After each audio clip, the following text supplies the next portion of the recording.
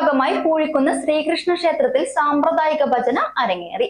ഗുരുവായൂർ ഭജന മണ്ഡലിയാണ് ഭജന അവതരിപ്പിച്ചത്. നവരാത്രി ആരംഭം മുതൽ ക്ഷേത്രത്തിൽ നടന്നുവരുന്ന ദശാവതാര ചന്ദനം ചാർത്തു തൊഴാനും അലങ്കരിച്ചു വെച്ച ബൊമ്മക്കുരു തൊഴാനും ഭക്തജന തിരക്കുണ്ട്. ഓരോ ദിവസവും ദശാവതാരത്തിലെ ഓരോ അവതാരമാണ് ശുദ്ധ ചന്ദനത്താൽ മനോഹര രൂപമായി ചാർത്തുന്നത്. ദർശനത്തിന് അലങ്കരിച്ചു വെച്ചിരിക്കുന്ന ബൊമ്മക്കുരുവിനു വേണ്ട നിവേദ്യം സമീപ പ്രദേശത്തെ ബ്രാഹ്മണ മഠങ്ങളാണ് ദിവസവും സമർപ്പിക്കുന്നത്.